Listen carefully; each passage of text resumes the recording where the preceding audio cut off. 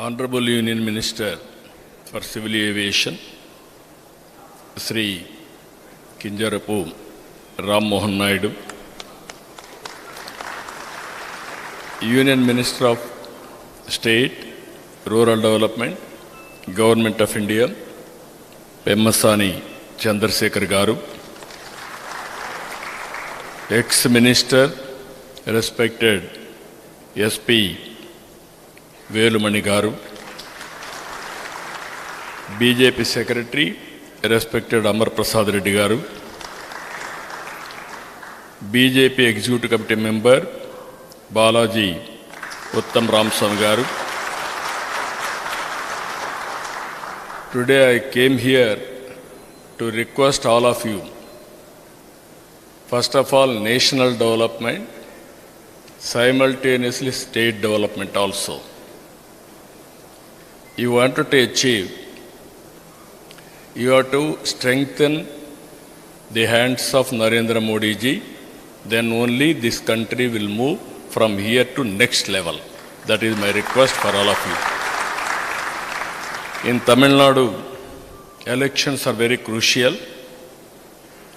Here, candidates I am mentioning, one is SP, respected SP Velumani, Tonda Muttur constituency, Sri Vanati Srinivasan, she is from Kovai North, Sri Aman K. Arjun, Kovai South, K.R. Jayaraman, Signa Nallur, Sri Arun Kumar, Konundam Palyam, and Kandaswamy Solur.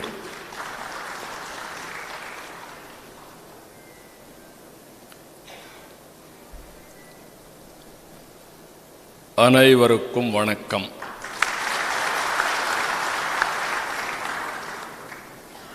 என் அன்பான தமிழ்நாடு மக்களே, உங்களுடன் என் பிறந்த நாளில் இங்கே இருப்பது ரொம்பவே சந்தோஷ்.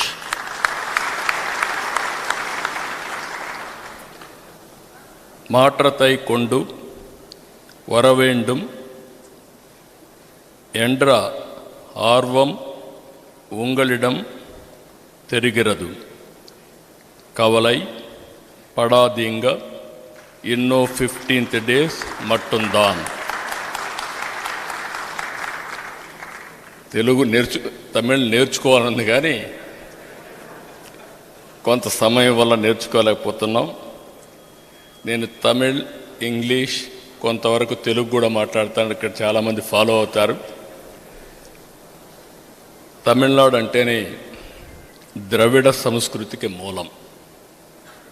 పల్లవ, చోర, చోళ, పాండ్య వంటి రాజవంశాలన్నీ పాలించిన గొప్ప చరిత్ర ఈ నేలది.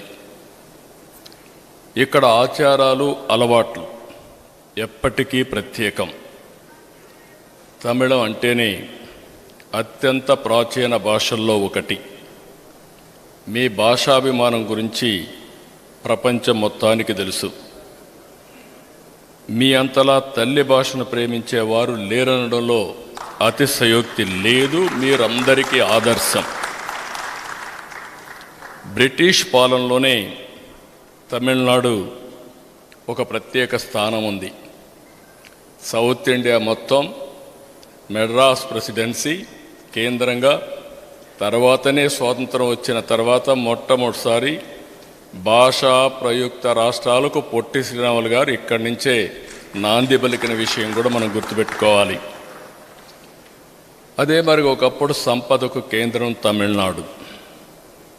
స్వాతంత్రం వచ్చిన తర్వాత భారతదేశ అభివృద్ధిలో తమిళనాడు ఎంతో గొప్ప పాత్ర పోషించింది. ఎన్నో పరిశ్రమలు, వాణిజ్యానికి తమిళ గడ్డ పేరుగాంచింది. కోయంబత్తూర్ ఈరోజు మాట్లాడడం కాదు, ఒకప్పుడు దక్షిణ భారతదేశంలో ఇండస్ట్రీకి కేంద్రంగా ఎప్పుడో బ్రహ్మాండంగా రాణించిన ప్రదేశం ఈ కోయంబత్తూర్ అని చెప్పి కూడా నేను మీకు తెలియజేస్తున్నాను. తమిళ ప్రజలంటేనే క్రమశిక్షణ, పట్టుదల, కష్టపడే మనస్తత్వం, తెలివితేటలు. ఇదే తమిళ సోదరుల సక్సెస్ సీక్రెట్. ఏ రంగంలో చూసినా, ఏ దేశంలో చూసినా తమిళనాడు నుంచి తమిళుల యొక్క విజయాలే కనిపిస్తాయి. అత్యంత ప్రాచీన నాగరికతల్లో తమిళనాడు ఒకటి. ఎన్నో సాంస్కృతిక దాడుల్ని, యుద్ధాలను తట్టుకుని నిలిచింది. ఎందరో పుణ్యాత్ములు, ప్రముఖులు తమిళనాడు నుంచే జన్మనిచ్చింది. కన్నగి, తిరువళ్ళవార్, కంబన్, సుబ్రహ్మణ్య భారతి, సివి రామన్, సర్వేపల్లి రాధాకృష్ణన్, శ్రీనివాస రామానుజన్, అబ్దుల్ కలాం, స్వామినాథన్ లాంటి మహానుభావులు ఇక్కడి నుంచే వచ్చారు. నాకు కూడా ఎన్డీఏ గవర్నమెంట్లో అబ్దుల్ కలాం లాంటి దేశభక్తుడిని రాష్ట్రపతి చేసుకోగలిగా ఉంటే, ఆ రోజు నేను కూడా ఒక పాత్ర పోషించగలిగానంటే అది నా అదృష్టంగా భావిస్తున్నా. ఇక్కడ ఉన్నన్ని ప్రాచీన ఆలయాలు ఎక్కడా లేవు. సాంస్కృతిక ప్రదేశాలున్నాయి. పర్యాటక కేంద్రాలు మరెక్కడా ఇంత లేవు. తంజావూరు, తిరుచిరాపల్లి, చిదంబరం, మదురై, కంచి, రామేశ్వరం, ఎటు చూసినా దివ్యక్షేత్రాలే దర్శనమిస్తాయి. అరుణాచల శివుణ్ణి చూసేందుకు ఆంధ్రప్రదేశ్ మొత్తం వస్తూ ఉంటారు ఇక్కడికి. అది ఒక ఆనవాయితీగా ముందుకు పోతున్నాం. మనందరికి కూడా ఒకటి గుర్తుపెట్టుకోవాలి, తమిళ్, తెలుగు, కన్నడ, మలయాళం, మన భాష ఏదైనా మనమంతా ద్రవిడులం. దాంట్లో ఏమాత్రం కూడా సందేహం లేదు.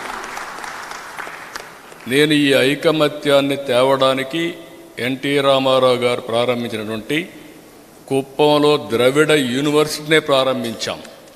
ఎందుకంటే 4 రాష్ట్రాల యొక్క ప్రభుత్వాలు అక్కడ ప్రాతినిధ్యం ఇవ్వాలి. ఒక పక్క తమిళనాడు కృష్ణగిరి ఉంది, ఇంకొక పక్క కర్ణాటక కోలార్ ఉంది.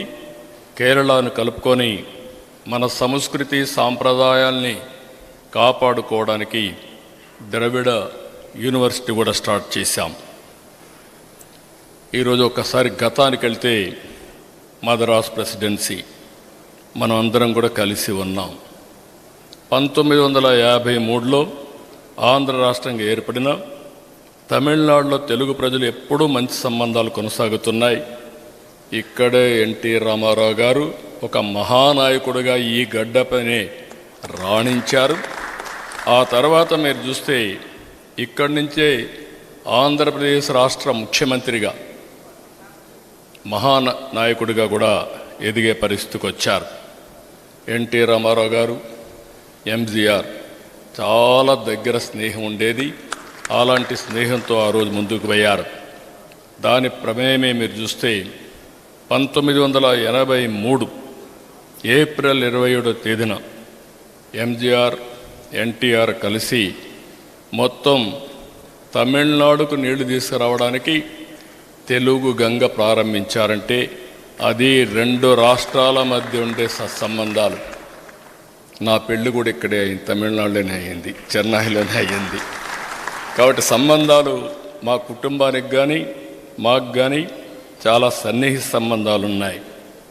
ఇప్పుడు కూడా ఆంధ్రప్రదేశ్, చిత్తూరు, తిరుపతి, మా ఊరు పక్కంతా కూడా తమిళ్ మాట్లాడుతూ ఉంటారు.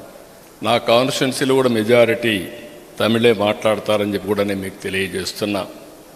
ఇవన్నీ చూస్తే ఇక్కడ కోయంబత్తూరులో ఒక వాలంటరీ ఆర్గనైజేషన్ వాటర్ కన్జర్వేషన్ పైన బ్రహ్మాండంగా వర్క్ చేసి ఒకప్పుడు నీళ్లు లేని కోయంబత్తూరులో ఈరోజు నీటిని సమర్థవంతంగా హార్నెస్గలిగారు. వాళ్ళని మనస్ఫూర్తిగా అభినందిస్తున్నానని చెప్పి కూడా నేను మీకు తెలియజేస్తున్నా. నేను ఎప్పుడు కూడా ఒక మాట చెప్పేవాడిని, గంగా కావేరి అనుసంధానం కావాలి. ఈరోజు నేషనల్ హైవేస్ ఏ విధంగా అయితే అనుసంధానం చేశామో అదేవిధంగా గంగా కావేరి అనుసంధానం చేస్తే ఈ దేశానికి నీటి భద్రత వస్తుంది. అది తమిళనాడు కూడా శ్రీరామ రక్షగా ఉంటుందని మరొక్కసారి మీ అందరికీ తెలియజేస్తున్నా. ఈరోజు ప్రధానమంత్రి నరేంద్ర మోడీ గారు ఆయన ఒకటే ఆలోచిస్తున్నారు. ముందు ఇంట్రా రివర్ లింకేజ్ చేయండి, తర్వాత ఇంటర్ లింకేజ్ ఆఫ్ రివర్ చేద్దామని చెప్పి చాలా స్పష్టంగా ఉన్నారు. భవిష్యత్తులో అన్నీ కుదిరితే గోదావరి, కృష్ణా, కావేరి నదుల అనుసంధానం మొదటి ఫేజ్లో చేసి మళ్ళా తమిళనాడుకు నీళ్ళిచ్చే అవకాశం వస్తుంది. అది సాధ్యం కావాలంటే ఒక్క నరేంద్ర మోడీ గారి ద్వారానే సాధ్యమని మరొకసారి మీ అందరికీ విజ్ఞప్తి చేస్తున్నా. సంస్కృతి సాంప్రదాయాల్లోనే కాదు, నిత్య చైతన్యంలోనూ మీకు మీరే సాటి. దేశంలో తమకు ఎదురు లేదని విర్రవీగిన కాంగ్రెస్ని 1967లోనే మెడలు వంచిన సత్తా మీది. కానీ ఇప్పుడు రాజకీయం మారింది. కాంగ్రెస్కు వ్యతిరేకంగా అన్నాదురై డిఎంకే పార్టీ పెడితే ఇప్పుడు స్టాలిన్ నాయకత్వంలో డిఎంకే అదే కాంగ్రెస్తో ఎన్నికల్లో పనిచేస్తూ ఉంది. శ్రీలంకలో తమిళ కష్టాలకు కాంగ్రెస్ డిఎంకేనే కారణం అనే విషయం నేను వేరుగా చెప్పవలసిన అవసరం లేదు. తమిళల ప్రయోజనాల్ని, దేశ ప్రయోజనాలు పట్టిన పార్టీలు కావాలన్నా, తమిళనాడు అభివృద్ధి, దేశ ప్రగతి కోరుకునే ఎన్డీఏ కూటమి కావాలనే విషయం మీరు గుర్తుపెట్టుకోవాల్సిన అవసరం ఉంది. అన్నా డిఎంకే అంటే మనకు అందరికి గుర్తొచ్చేది జయలలిత గారు. నేను ఆవిడ బతుకున్నప్పుడు ఎలక్షన్కి ఇక్కడికి వచ్చి అడ్రస్ చేశాను, కోయంబత్తూరుకు వచ్చి అడ్రస్ చేశాను. ఆ తర్వాత ప్రమాణ స్వీకారానికి కూడా వచ్చాను. తప్పకుండా ఈరోజు చెప్తున్నా, మళ్ళీ గెలిచేది ఏడీఎంకేనే. అదే మరిగా ఎన్డీఏ, బీజేపీ, ఏడీఎంకే కూటమి తప్పకుండా గెలవాలి. గెలిచి రాష్ట్ర అభివృద్ధి సాగాలని, ముందుకు సాగాలని నేను మిమ్మల్ని కోరుకుంటున్నా.